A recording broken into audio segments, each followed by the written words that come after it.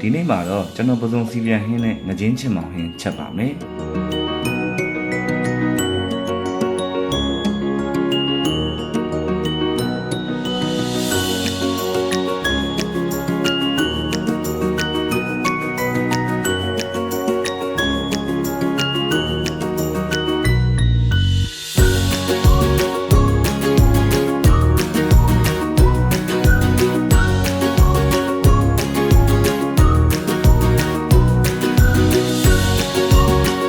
ကျက်သွန်ဒီကိုခွန်ခွာပြီးနှစ်ချမ်းချမ်းမယ်ပြီးရင်ကျက်သွန်ဖြူကိုဓာတ်ပြရိုက်ပြီးခွန်ခွာပါမယ်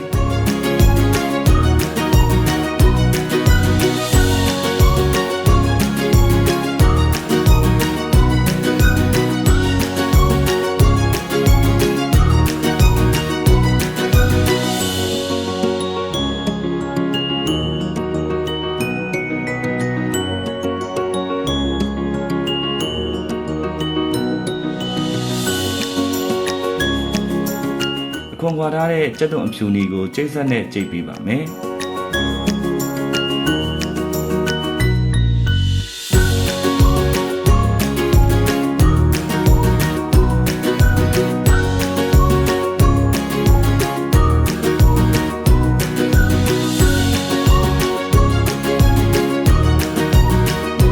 ပစုံကိုခေါင်းကအချွန်လေးလဲတေချာညှက်ထားတယ်ပြီးတော့ကြောခွဲပြီးတော့တေချာလဲတန့်စင်ထားပါတယ်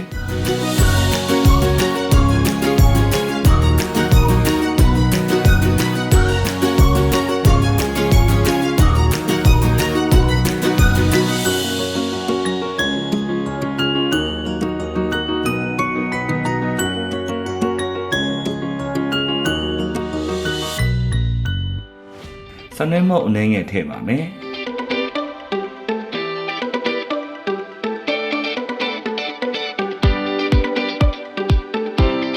ဟင်းခမ်းမုတ်လည်းအနေငယ်ထည့်ပါမယ်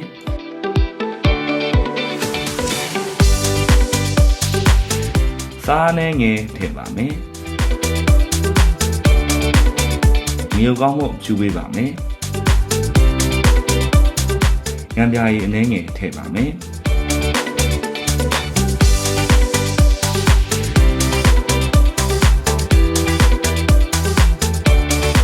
ပြီးရင်တော့တမအောင်မှွေပေးရပါမယ်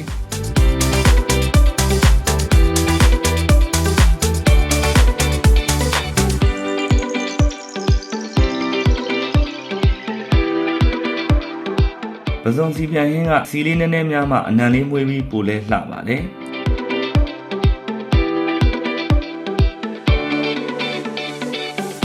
စနွေးမုတ်အနေငယ်ထည့်ပါမယ်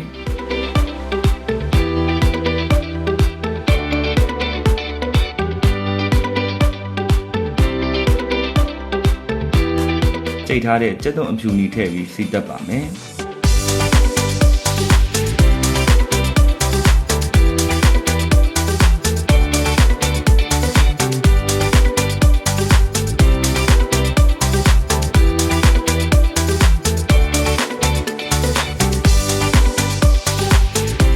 မွေးလာပြီဆိုရင်အယောင်ပိုလှသွားအောင်လို့ငရုတ်အနှစ်လေးထည့်ပြီးမယ်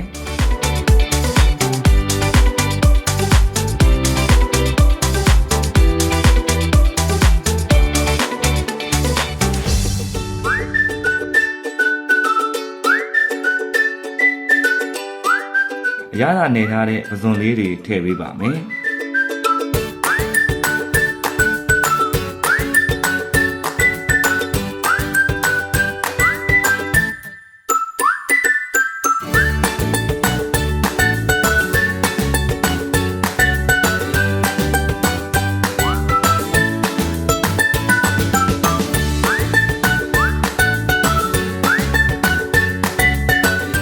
အနှစ်စားလို့ရအောင်လို့ရေလေးလေးနည်းနည်းထည့်ပေးပါမယ်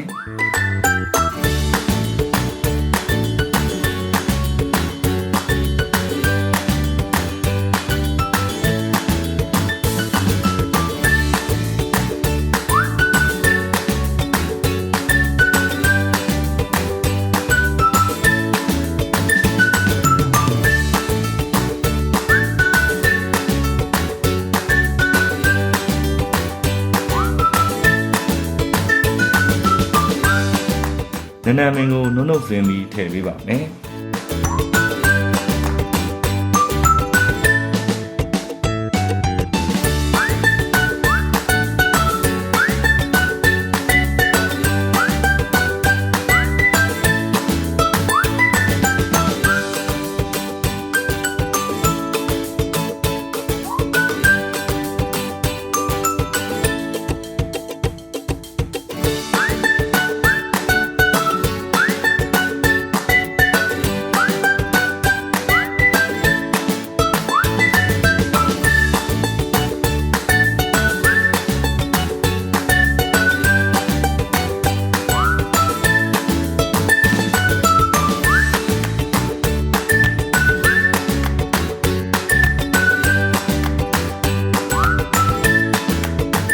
ဆိုရင်တော့အနက်ရတာရှိလာတဲ့ပစုံစီပြန်ဟင်းလေးရပါပြီခင်ဗျာ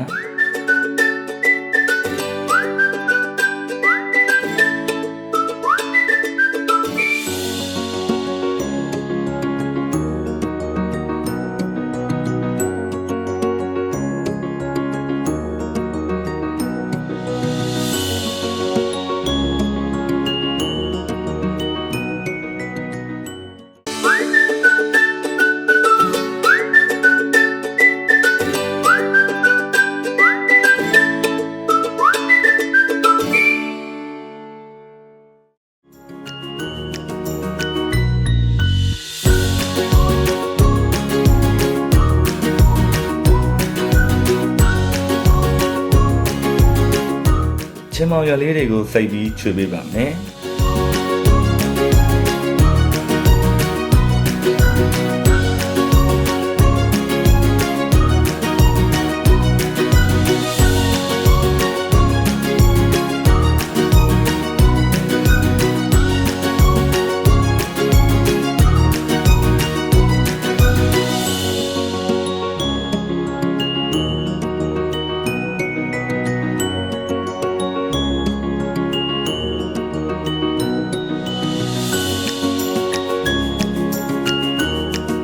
ကျက်သွန်နီကျက်သွန်ဖြူကိုကြိတ်ဖို့အတွက်အခုံခွာပါမယ်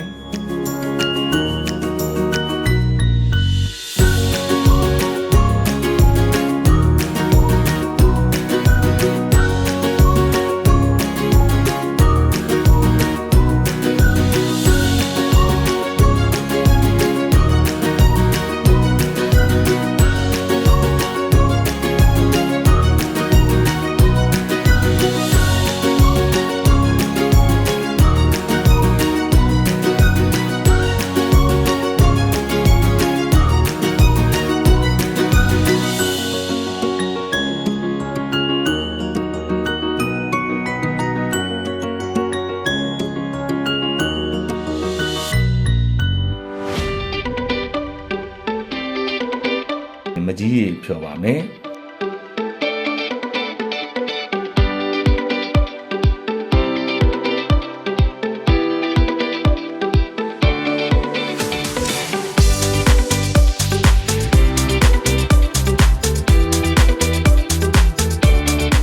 ငကြီးလေးတွေကိုအနေတော်ခုတ်ပေးရအောင်ပါ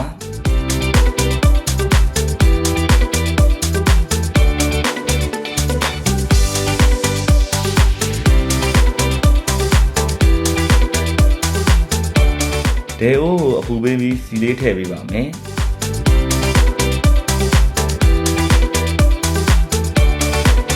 နည်းနည်းမုံလေးထည့်ပြီးစီတက်ပေးမယ်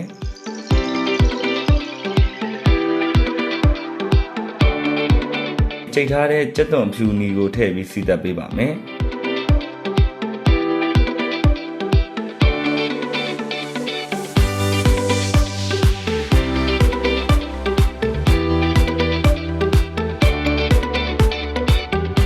ရောင်လေးလာတော့အောင်လို့မြုပ်နှစ်လေးထည့်ပေးပါမယ်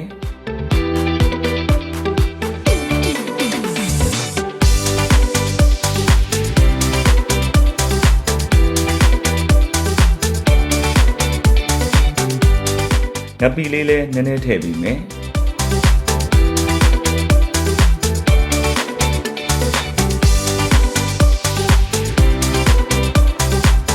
ငါးကြီးကြောက်လေးထည့်ပေးပါမယ်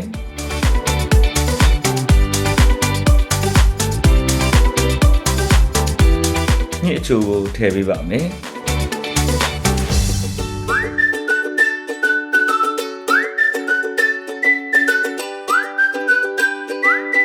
ချင်းမောင်ရွက်ထည့်ပါမယ်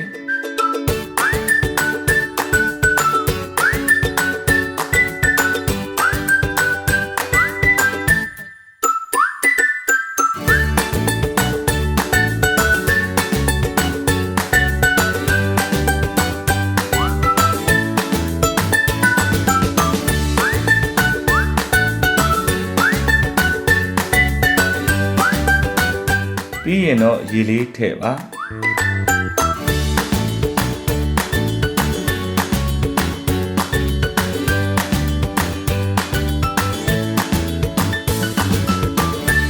ဖြော်ထားတဲ့မကြီးသီးထည့်မယ်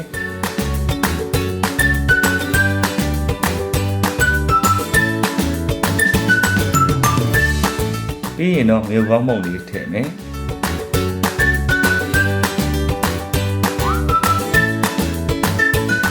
အရသာမုံလေးနည်းနည်းထည့်ပါမယ်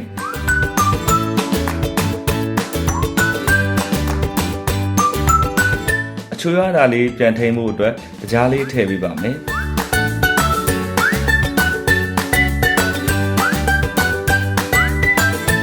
ငန်းများရင်းငယ်ထည့်ပါမယ်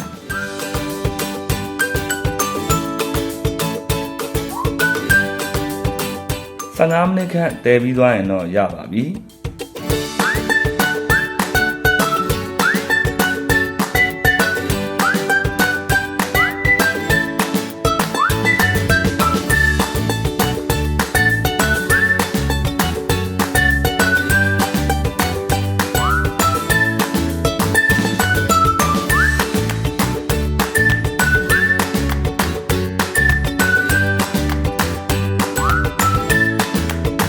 အခုဆိုရင်တော့အရသာရှိလာတဲ့ငကြီးချင်မောင်ဟင်းရည်လေးရပါပြီခင်ဗျာ